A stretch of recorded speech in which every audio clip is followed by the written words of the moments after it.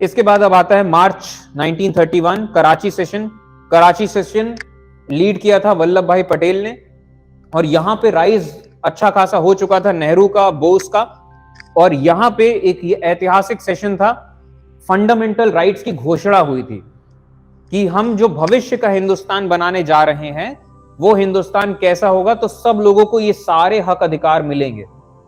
और ये जो यूनिवर्सल अडल्ट फ्रेंचाइज इन्होंने कर दिया कि हर आदमी को वोट देने का अधिकार होगा, चाहे आदमी हो, औरत हो, अपर क्लास हो, चाहे लोअर क्लास हो।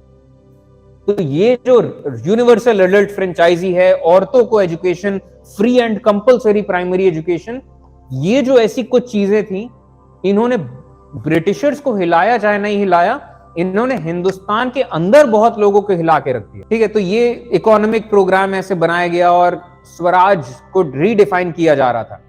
तो कराची सेशन एक तरीके से हिंदुस्तान का जो संविधान, प्रेजेंट कॉन्स्टिट्यूशन है, जो सब नागरिकों को बराबर अधिकार देता है, इसका एक प्रीकर्सर था। एक मोर और लेस एक प्रस्तावना बन गई थी कि हमें कैसा हिंदुस्तान बनाना है। और यहीं से कहीं ना कहीं जो आज के टाइम में हम जैसे देखते हैं, बहुत सारे लोग गांधी को पसंद नहीं करते, नेहरू को पसंद नहीं करते, बहुत सारे लोग, इसकी जो वो थी बेस, वो यहीं से बनने लगा था कि अब सब लोगों को वोट देने का अधिकार होगा। तो क्या दलित भी वोट देंगे? क्या दलित भी पढ़ाई करेंगे? और ये अगर सब लोग पढ़ लिख लिए, सब लोग को फ्री में एजुकेशन मिली, सब लोग वोट देने लगे, तो ये हमारे सर पे चढ़ के नाचेंगे, औरतें भी, दलित लोग भी, और ये हमारी ताकत खत्म हो जाएगी। तो कहीं ना कहीं वो एक आपस में कन्फ्लिक्ट शुरू होता है। और इसी के दौरान यहां पे हम देखते हैं औरतों का इतना पार्टिसिपेशन था। वहां छपता है विदेशी अखबारों में, वायलेंस इन इंडिया रिपोर्टेड। और हिंदुस्तान के जो दो बड़े नाम, गांधी एंड नेहरू, ये दो हिंदुस्तान का एक तरीके से बाहर की दुनिया में पहचान थी। अब जैसे प्रेजेंट टाइम्स में हिंदुस्तान में तो बहुत सारे एक्टर हैं, बहुत सारे एक से एक एक्टर है। बेस्ट एक्टर कौन है? तो बहुत सारे आप नाम ले सकते हैं, लेकिन हिंदुस्तान के सिनेमा का फेस कौन है? शाहरुख खान। क्यों? क्योंकि लोग सबसे ज्यादा उसको जानते हैं। तो मोर और लेस इंडियन फ्रीडम स्ट्रगल में विदेशी लोग जब हिंदुस्तान को देखते थे तो उन्हें ये faces of Indian freedom struggle थे। गांधी तो गांधी, क्योंकि ये तो साउथ अफ्रीका से सेलिब्रिटी थे। नेहरू लंदन से पढ़ के आए, वकील, सब छोड़ छाड़ के गए हिंदुस्तान, और हिंदुस्तान में लेफ्ट विंग को लीड कर रहे हैं। और नेहरू बहुत अच्छे ओरेटर थे, बहुत, और खूब पढ़े लिखे थे, खूब आइडियाज वाले आदमी थे नेहरू। और कांग्रेस ने इनको जिम्मेदारी दे रखी थी फॉरेन अफेयर्स की। तो जितने इंटरनेशनल इवेंट्स होते थे वहां नेहरू पहुंचते थे हिंदुस्तान को रिप्रेजेंट करने। नेहरू ने जेल में, जब इनको जेल हुई, तो नेहरू ने किताब लिखी थी डिस्कवरी ऑफ इंडिया, जो कि इंटरनेशनल मार्केट्स में बेस्ट सेलर बनी थी। तो डिस्कवरी ऑफ इंडिया से नेहरू को ना जाने कितने विदेशी लोग जान गए कि अच्छा। और दूसरी बात, जब इनकी कहानी ढूंढते थे तो इनको कहानी बड़ी इनकी फैसिनेटिंग सी थी, बिल्कुल फिल्मी कहानी थी। हिंदुस्तान से एक बंदा गया लंदन, वहां पे वकील बनता है और सब ऐशो आराम की जिंदगी छोड़ के वापस हिंदुस्तान जाता है अपने देश के लिए लड़ने। वो स्वदेश वाली टाइप की स्टोरी बन रही है। तो rags to riches and riches to rags and freedom struggle, ये बड़ा ग्लैमरस सी कहानी इनकी बन रही थी। और बाकी इनकी किताबें बेस्ट सेलर हैं। जब सारे इंटरनेशनल इवेंट्स में इनको भेजा जा रहा है, क्योंकि सबसे अच्छे ओरेटर, इंग्लिश पर्सनालिटी और दुनिया भर की नॉलेज। तो face of Indian freedom struggle, Gandhi and Nehru. तो खैर ये सब चीजें चल रही थी। तो ये सिविल डिसोबीडियंस मूवमेंट यहां पे जब खूब चला तो इसका खूब रिप्रेशन शुरू हुआ। बहुत सारे लोगों को उठा उठा के जेल में डाला गया। सारी कांग्रेस की लीडरशिप, गांधी, नेहरू, इन सब लोग को उठा के जेल डाला गया। बहुत 90,000 सत्याग्रही करीब जेल डाले गए और खूब वायलेंस हुआ, मतलब वायलेंस, लाठी चार्ज हुआ और बहुत बुरे हाल हुए। और जिन लोग को जेल डाला गया, जेल में बहुत बुरा बर्ताव किया गया कि उनको एक सबक सिखाने के लिए कि अगली बार कभी ये इतना बड़ा मूवमेंट ना करें, कर भी ना पाए। औरतों पे बहुत अत्याचार किए गए जेलों में कि औरतें कभी इतनी हिम्मत ना कर पाए दोबारा मूवमेंट करने की। तो ये सब चीजें चली और मूवमेंट, ये सब इतने लीडर्स को अरेस्ट करने के बाद भी मूवमेंट कमजोर नहीं हुआ, मूवमेंट चलता रहा। तो अंग्रेजों ने, ब्रिटिश, अब ये जब अखबारों में ये सब छपता था विदेशों में कि ऐसा हो रहा है वैसा हो रहा है, तो ब्रिटिश सरकार ने डायरेक्शन दिया यहाँ इंडियन ये लॉर्ड इरविन को कि आप कुछ भी करो लेकिन ये मूवमेंट खत्म होना चाहिए, क्योंकि अब बहुत ज्यादा थू-थू हो रही है पूरे इंटरनेशनल वर्ल्ड में। तो यहाँ पे लॉर्ड इरविन पहुंचते हैं गांधी के पास, गांधी जेल में थे, उनको जेल से निकाला जाता है और ये कहते हैं कि आप अपना मूवमेंट बंद करिए और फिर हम बात करते हैं। तो यहां पे ये चीज होती है जिस चीज को हम कहते हैं गांधी इरविन पैक्ट। तो कुछ चीजों में गांधी और कांग्रेस कुछ बातें अंग्रेजों की मानते हैं और अंग्रेज कुछ बात कांग्रेस की मानते हैं।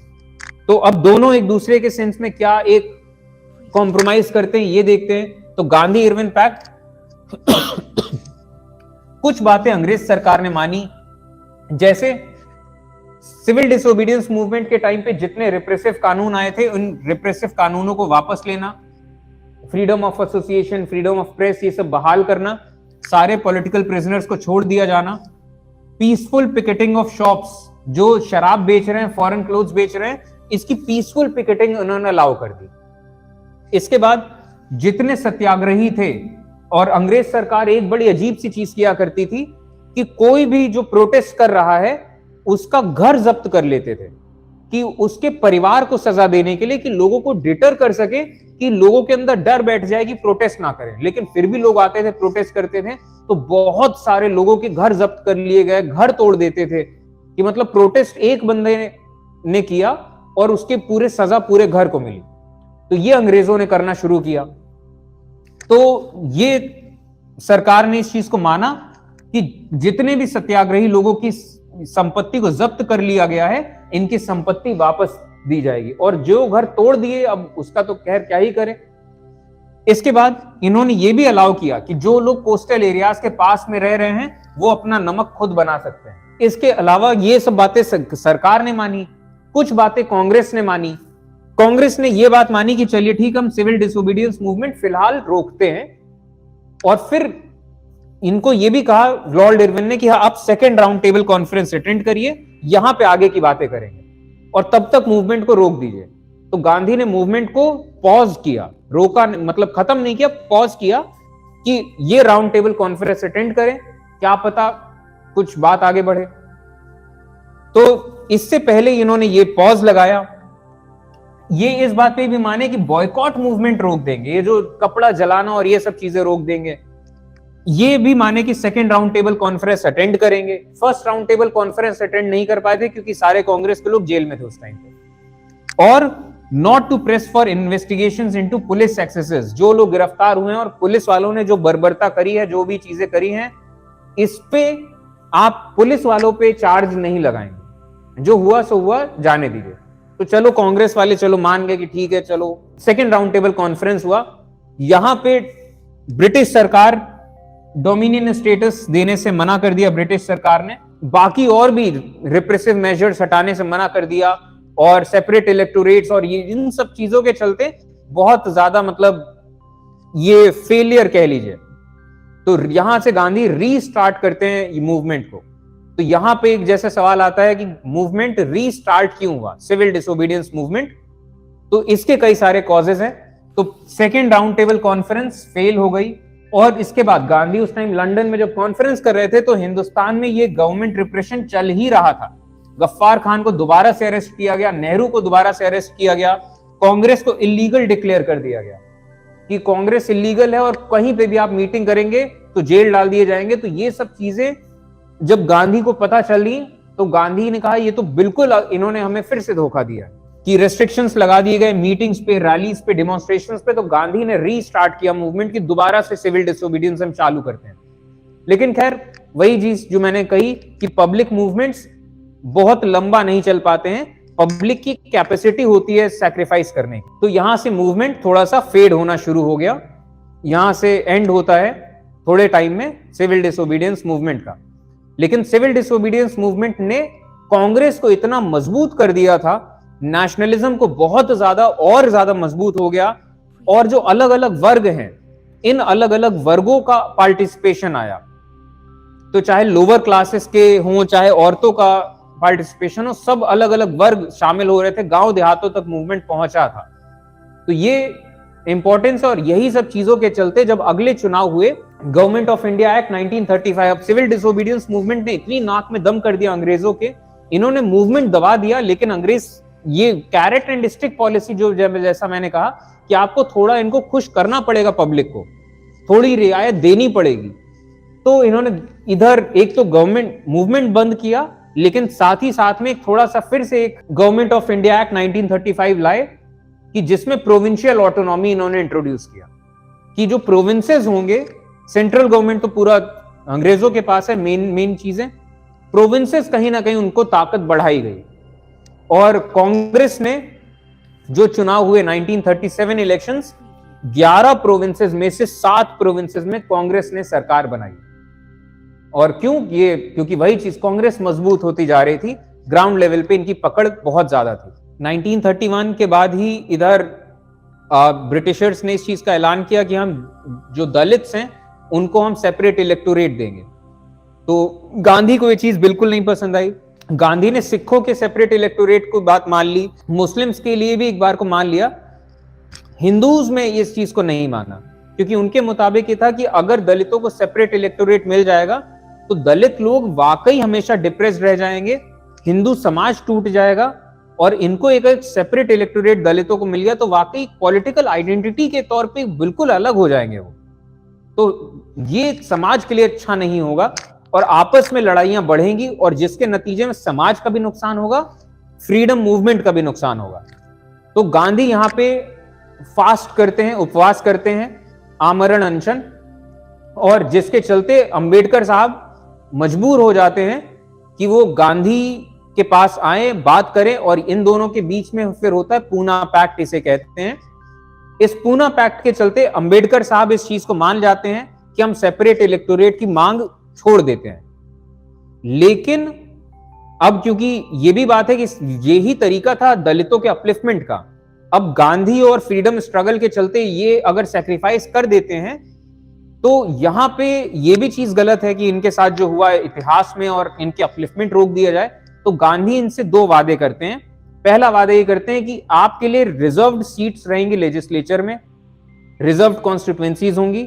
दूसरी बात, इंस्टीट्यूशंस में हो, चाहे पढ़ाई लिखाई में हो, चाहे जॉब्स में हो, आपको आजाद हिंदुस्तान में रिजर्वेशन दिया जाएगा। तो दलितों का, आप दलितों का अपलिफ्टमेंट चाह रहे हो तो दलितों का अपलिफ्टमेंट ऐसे होगा।